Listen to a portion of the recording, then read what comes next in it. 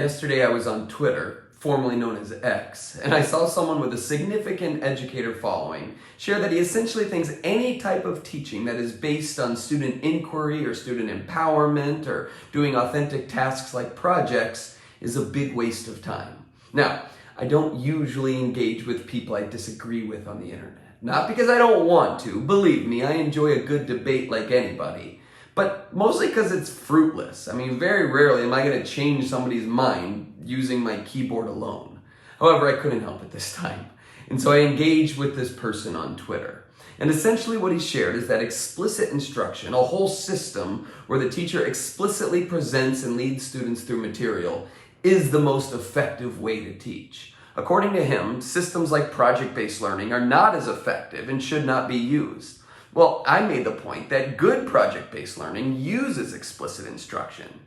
Sometimes. Just because students are working on projects doesn't mean that the teacher doesn't have to lecture some or model learning or have students practice and provide feedback, right, to help them grow. Project-based learning means that teachers are still using their best practices, sometimes teaching explicitly, but now there's this authentic outcome at the end of it all. Students are driven to engage and learn because there's this purposeful motivator behind it all. I shared that there's plenty of research that shows that when students are doing authentic tasks, they engage more and the learning is more sticky. They don't forget it right after an assessment, as they often do with explicit instruction. It lasts long after the learning experience.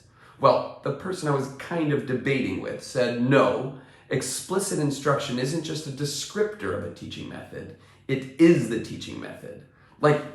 That's what this method is called, and it's the best way to teach. Now, you can misinterpret things on the internet very easily, so I'm not going to suppose I know exactly what this guy was saying.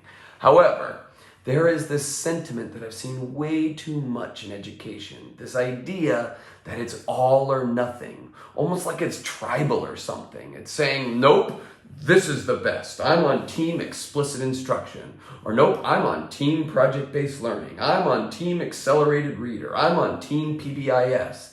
You get the point. To me, this is such a reflection of our society right now. We are so binary at times, right or wrong, black or white. This is how it's done. No, this is how it's done. This is how it's not done. When in reality, we know that there's nuance. Education is full of paradoxes. There are slivers of good in many different methodologies.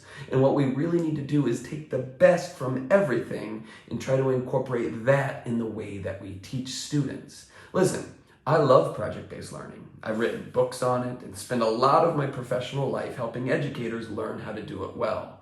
But do I think that's the only way to teach? Of course not. It's not the only way I teach even.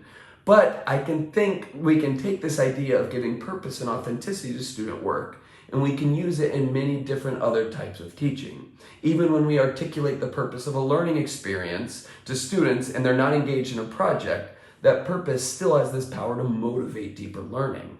We can do that when we teach explicitly. Are you with me? So what if we stop feeling like we have to pick teams and instead regrouped around this idea of, hey, let's do what's best for students? If one of the chief goals of school is to make kids college ready, yeah, let's use aspects of explicit instruction. But we also want to make sure that they can collaborate and critically think and communicate and practice adaptability to solve real-world problems. Yeah, let's do some project-based learning. And if we want all of that for our students, let's do both.